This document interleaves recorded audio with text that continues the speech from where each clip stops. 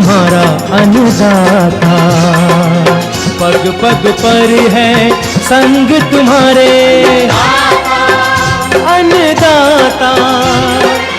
लहू किसानों का बन के पसीना सींचता है धरती का सीना। मेहनत का तेरी हक दिलवाने, नई तकनीक नई खोज बताने। पशुधन को गुणवान बनाना, पौध सुरक्षा को सिखलाना, खेती के सब गुर समझाने, भारत का सरताज बनाने। आठों पहर है संग तुम्हारे अन्नदाता, अन्नदाता। नमस्कार, आप सभी का स्वागत है अन्नदाता कार्यक्रम में। आपके साथ मैं हूं सोनाली सिंह। हमारे देश के किसान जन का पोषक है, वह श्रम का देवता है, अन्नदाता है। उसमें ही भारत की आत्मा निवास करती है। ऐसे ही किसानों की प्रगति के लिए हम खेती बाड़ी से जुड़ी हुई बहुत सी नई लाभकारी जानकारियां हर रोज सुबह लेकर आते हैं। तो चलिए कार्यक्रम शुरू करने से पहले देखते हैं क्या है आज के अन्नदाता में।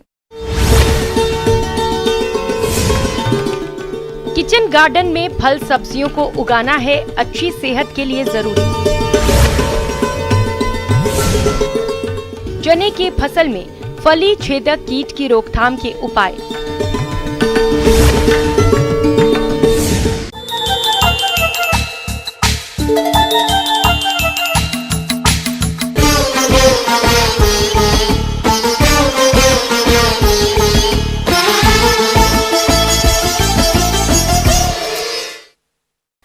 अपने राज्य के बहुत से लोग बागवानी का शौक रखते हैं, लेकिन इनके पास पर्याप्त जमीन नहीं होती। ऐसे में किचन गार्डन एक अच्छा साधन है। किचन गार्डनिंग से आप अपने शौक पूरे कर सकते हैं और फल सब्जियां लगाकर अपना खर्च भी कम कर सकते हैं। आज हम आपको गांव चिमनपुरा, जिला जयपुर के ऐसे ही प्रगतिशील किसान विमल कुमार यादव से मिलवा रहे हैं, जो अपने किचन गार्डन में फल सब्जियों को लगाकर काफी खुश नजर आ रहे हैं। तो आइए मिलते हैं इन्हीं से और जानते हैं इनके अनुभव को।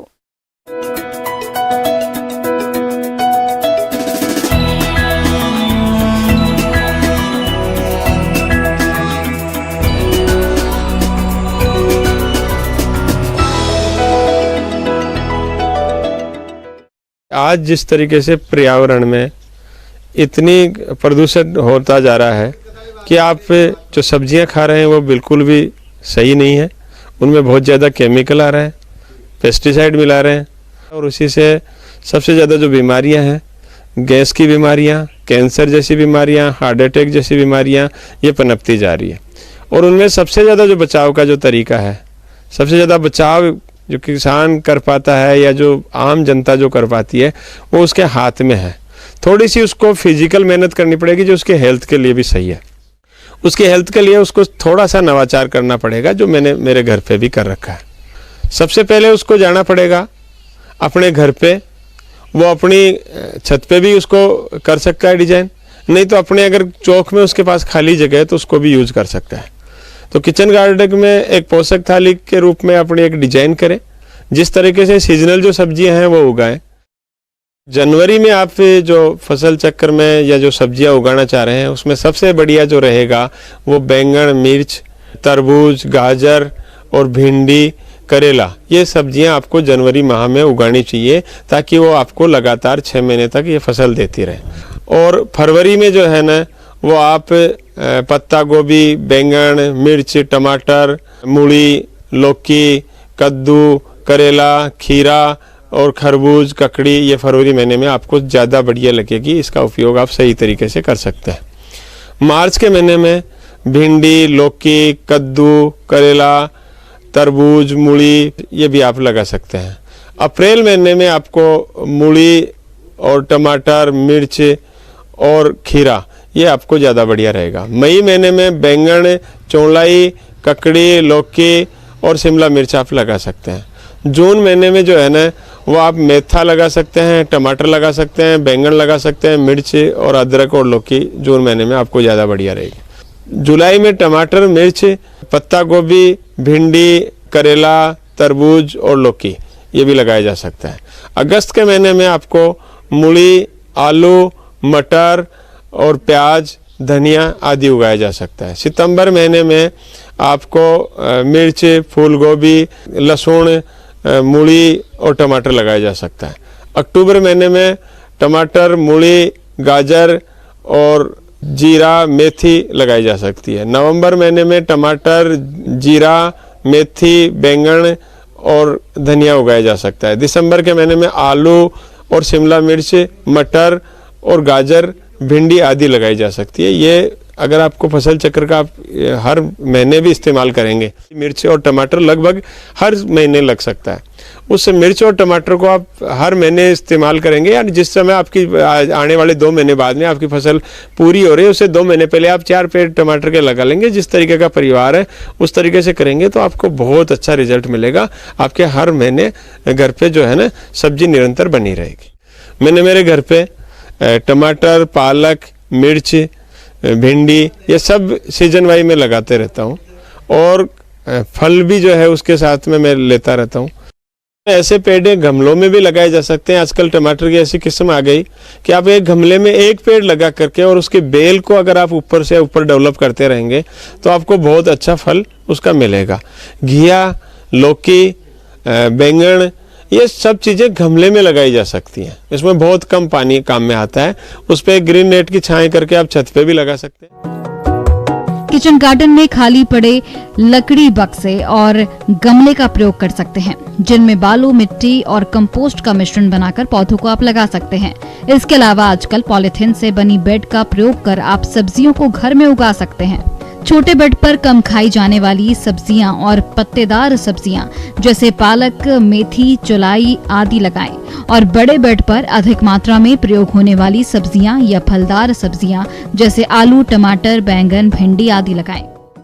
आप मानिए कि आप जो घर पे कर रहे हैं उसमें एक अच्छी गोबर डाल करके बिना कोई दवाई और स्प्रे का इस्तेमाल किए आप इस सब्जी को घर में काम में लेंगे तो आपके जीवन के सदुपयोग के लिए बहुत अच्छी है। कंटेनर और गमलों में लगे पौधों की समय समय पर देखरेख करना बहुत जरूरी होता है। पौधों की सिंचाई मौसम, पौधे की आवश्यकता और मिट्टी के प्रकार पर करनी चाहिए। सर्दी के मौसम में पौधों को पानी की आवश्यकता कम होती है और गर्मी के मौसम में अधिक, इसलिए नमी कमी दिखने पर ही सिंचाई करनी चाहिए। आवश्यकता से अधिक पानी भी पौधों को नुकसान पहुंचा सकता है। पानी देने से पहले मिट्टी को 1 इंच तक खरोंच देना चाहिए। गृहवाटिका की सब्जियों के कीट पतंगों और रोगों से बचाव के लिए बाजार के रासायनिक पेस्टिसाइड की जगह घर पर नीम की पत्तियों के रस या नीम के तेल का छिड़काव करें।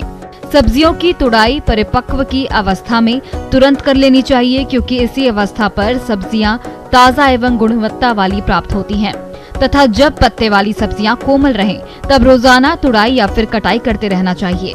टमाटर की तुड़ाई जब लाल हो जाए तब कर लेना चाहिए। भिंडी और बैगन की तुड़ाई जब उनका पूरा आकार में हो लेकिन कोमल रहे तब इसकी तुड़ाई कर लेनी चाहिए। मैंने मेरे घर के सामने जो खाली जगह है उसमें ये लगातार निरंतर लेता रहता हूँ और उससे मुझे सब्जी लाने की लगभग मैं इसे एवरेज में बोलता रहता हूँ कि सब्जी बाहर से लाने की आवश्यकता नहीं होती और उससे पूरे परिवार की हेल्थ भी बची हुई है। और मैं तो आने वाले समाज को और सभी लोगों को जागरूक करने के लिए कहूँगा कि आपको घर में जितनी सब्जी चाहिए उसके लिए आपकी मेहनत भी हो जाएगी, जो फिजिकल फिट भी रहेंगे। आपको सुबह की 1-1.5 घंटे की एक्सरसाइज में आप बहुत अच्छी बागवानी घर पे कर सकते हैं और इन सब्जियों को आप घर में उगाएंगे, उनका स्वाद ही आपको अलग महसूस होगा। सभी किसान भाइयों और सभी जनता से मेरा निवेदन है कि आपके घर में अगर थोड़ी भी जगह है तो उसको अच्छी तरह उपयोग करिए ताकि आपको आने वाले समय में आपके बच्चों को और आपका जीवन सुख में गुजरे। धन्यवाद। किसान भाइयों, अब लेते हैं एक छोटा सा ब्रेक।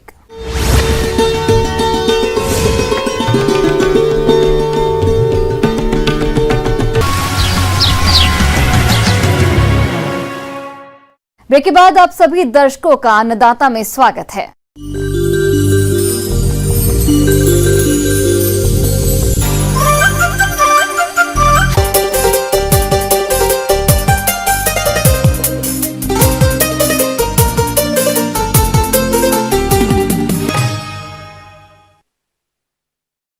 किसान भाइयों, चने की फसल अभी फूल और फलियां बनने की अवस्था पर है और इस फसल में अभी चने की लट का प्रकोप हो रहा है। ये कीट फसल की शुरुआती अवस्था से लेकर दाना बनने तक फसल को काफी नुकसान पहुंचाते हैं, जिससे उत्पादन में भारी गिरावट आती है। साथ ही प्राप्त उत्पादन की क्वालिटी भी खराब हो जाती है। इसीलिए समय रहते चने की फसल में इस कीट की रोकथाम आप कैसे करें, इस बारे में जानकारी दे रही हैं कीट वैज्ञानिक डॉक्टर किरण कुमारी।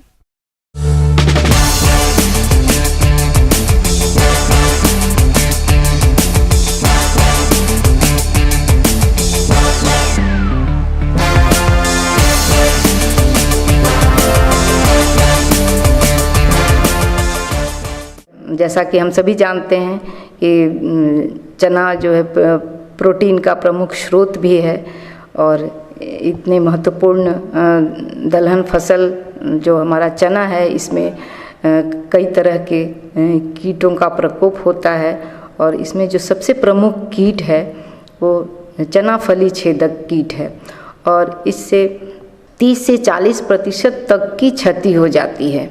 चना फली छेदक कीट जैसे बुआई के 20 से 30 दिनों बाद इसका जो प्रकोप है वह फसलों पर देखी जाती है। चना फली छेदक कीट की पहचान कैसे करेंगे? इल्ली जो है, इल्ली के शरीर पे भूरे रंग की धारी होती है, इसी से हम पहचान कर सकते हैं कि ये चना फली छेदक कीट की इल्ली है। और इसके जो पतंगे हैं, जो मौत हैं, उनके जो पंख हैं, पंख के निचले सतह पर काले धब्बे होते हैं और उसके समीप में ही गोल धब्बे भी, काले रंग के गोल धब्बे होते हैं। तो ये तो इनकी पहचान हो गई।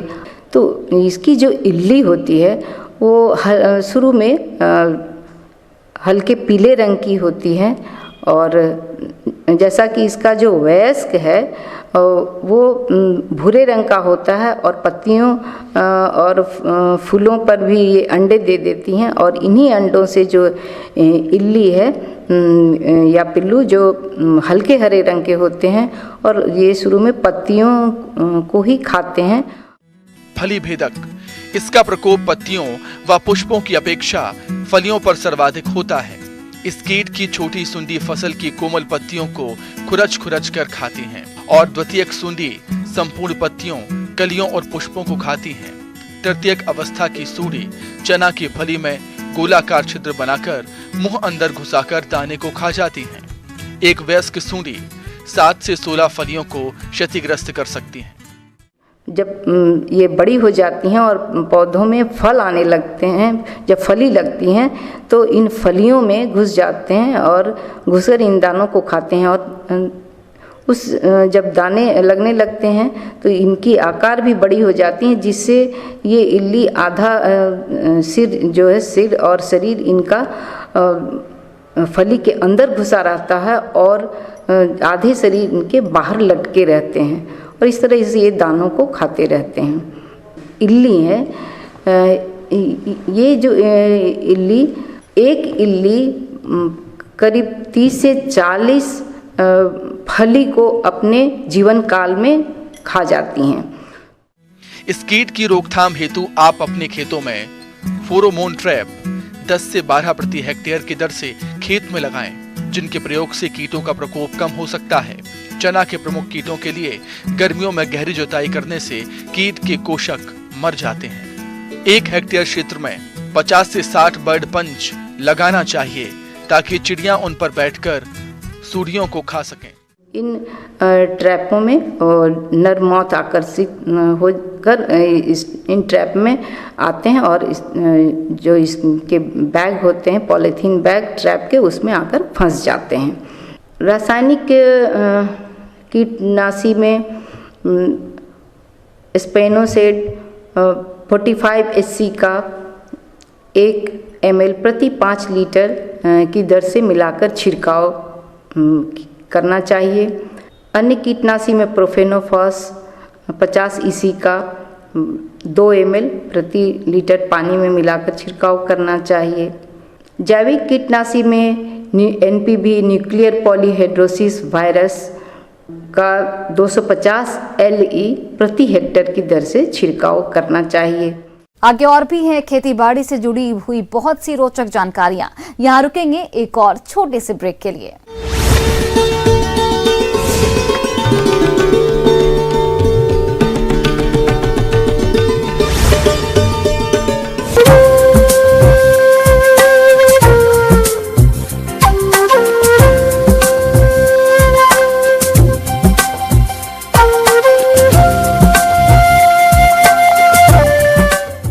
मौसम विभाग के रिपोर्ट पर साप्ताहिक कृषि सलाह इस प्रकार है।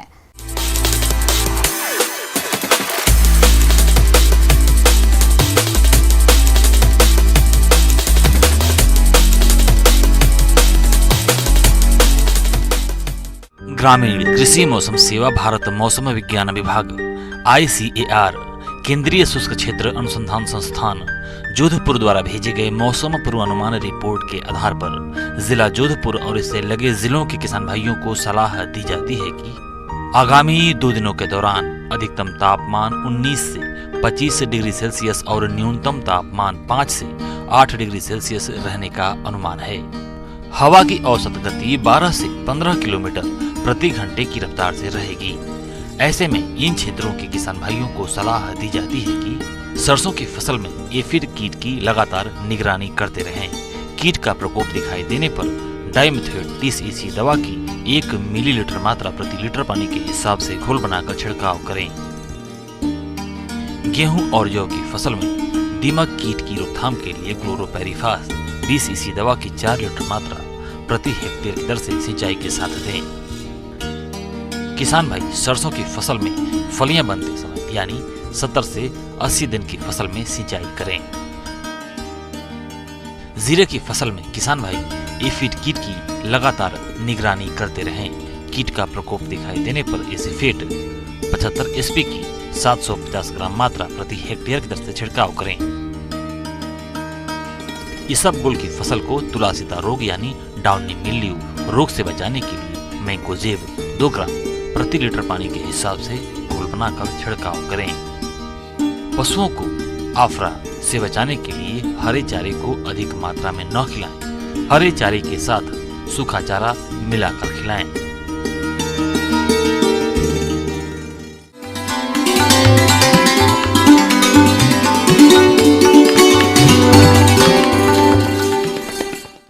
आइए जानते हैं अन्नदाता निःशुल्क फोन के माध्यम से पूछे गए समस्याओं का समाधान।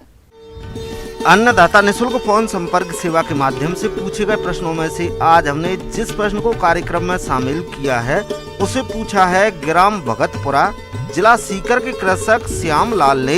ये गेहूं की फसल में कीट नियंत्रण के बारे में जानकारी चाहते हैं।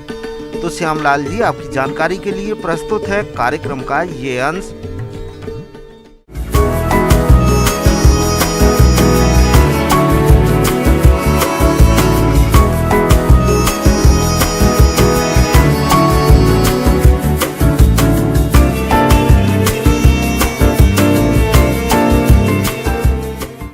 देखिए किसान भाई, गेहूं लगा चुके हैं और जैसा कि अभी आप देख रहे हैं कि मौसम का भी बदलाव हो रहा है। काफ़ी ठंड पड़ रही है, कोहरा भी और बीच बीच में धूप निकलता है। इसमें सबसे ज़्यादा अभी जो है गेहूं में लगने वाले मुख्य कीट में से जो है वो आपको माहू है। और जो माहू का इफेक्ट जो है जड़ माहू भी कहते हैं, जो वो जो है पौधे के निचले भाग में लगता है और वैसे पूरे सीजन में ये लगता है, जैसे वो गाभा स्टेज में हो या दूध भरने के स्टेज में हो और ये या अभी के समय में, तो इसका प्रकोप हमेशा होता है। और इसके बाद जैसे ही थोड़ा सा गाभा का स्टेज में आएगा, जब आपका जो टिल्डिंग होता है, गाभा बनना शुरू हो जाता है, तो उस समय जो है एक कीड़ा जो है लगता है जिसको हम लोग कहते हैं सैनिक कीट भी जिसको कहते हैं आर्मी वर्म, वो भी लग सकता है। वैसे इसके बाद आपको बहुत से है जिससे बाली लगने के समय आएगा तो उस समय आपको जो है स्टेम बोरर भी लगता है, जिसको जैसे बाली जो निकलता है वो पूरा सफ़ेद हो जाता है, उसको हम सफ़ेद बाली व्हाइट ईयर भी कहते हैं। तो हर स्टेज पे जो है कीड़ा का जो है लगने का समय होता है। तो अभी जो है मुख्य रूप से जो है हम लोग जैसा देखा जा रहा है कि अभी माहू का जो है इफेक्ट होगा और कुछ जो है सैनिक कीट का भी इफेक्ट होता है। उसके लिए जो आप जो है डाइक्लोरोभास का जो है 1 से 2 ml जो है प्रति लीटर पानी के हिसाब से स्प्रे कीजिएगा, तो ये कीड़ा का प्रकोप जो है आपका खेत से नष्ट हो जाएगा और अच्छा उत्पादन होगा। फसल में एकीकृत कीट नियंत्रण के लिए सबसे पहले साफ, उपयुक्त एवं प्रतिरोधी किस्मों का चयन करना चाहिए और बोने से पहले बीजों को कीटनाशक दवा से उपचारित करना चाहिए। गर्मियों में खेत की गहराई जुताई करके मिट्टी में मौजूद कीड़ों, बीमारियों और खरपतवारों को नष्ट कर सकते हैं। खाद तथा अन्य तत्वों की मात्रा का प्रयोग मिट्टी परीक्षण के आधार पर करें। खेतों से फसल अवशेषों का हटना तथा मेढ़ों को साफ रखना चाहिए। सही फसल चक्र अपनाना, अर्थात एक ही फसल को उसी खेत में बार बार नहीं लें। इससे कई कीड़ों और बीमारियों का प्रकोप कम हो जाता है। यांत्रिक नियंत्रण की बात करें तो कीड़ों के अंड समूह, प्यूपों तथा वैक्सों को इकट्ठा करके नष्ट कर दें। रोगग्रस्त पौधों तथा उनके भागों को उखाड़कर जला दें। खेत में जगह जगह पर बांस खुड़ियां लगाएं, जिससे पक्षी कीड़ों को खाकर नष्ट कर सके। मित्र कीटों का संरक्षण करें। प्रकाश प्रपंच की सहायता से रात को कीड़ों को आकर्षित कर नष्ट करें। कीड़ों की निगरानी और उनको आकर्षित करने के लिए फेरोमोन ट्रैप का प्रयोग खेत में करें। सफेद मक्खी व तेल के नियंत्रण के लिए येलो स्टिकी ट्रैप का प्रयोग करें। कीट प्रकोप की प्रारंभिक अवस्था में कीटों की रोकथाम के लिए नीम से बने कीटनाशी दवाओं का छिड़काव करना चाहिए। अगर कीटों की संख्या अधिक हो और जैवनाशी से नियंत्रण नहीं हो पा रहा हो, तब रासायनिक कीटनाशी दवाओं का प्रयोग करना चाहिए। तो ऐसी स्थिति में अभी जो माहू का जो प्रकोप जहां आपको देखने को मिल रहा है, तो आप उसे देखें तो इसका जो है आप तुरंत नियंत्रण करें। इसके लिए अभी हम लोग कहते हैं या तो आप बायोपेस्टिसाइड में सबसे अच्छा है जो नीम का तेल, उसका आप जो है 2-3 से 4 ml जो है प्रति लीटर पानी के हिसाब से घोल बना के आप स्प्रे कर दें। अगर ये अवेलेबल नहीं है तो आप केमिकल इंसेक्टिसाइड भी आप यूज़ कर सकते हैं। इसके लिए इमिडाक्लोपीड 17.5% जो 8% का जो है आप 1 ml जो है 2 लीटर पानी में घोल बना के अगर आप स्प्रे कर सकते हैं, हफ्ता 10 दिन के अंतराल पर 2 बार स्प्रे कर दें, तो इस जो कीड़ा है जो माहू जो है उससे आप निजात पा सकते हैं।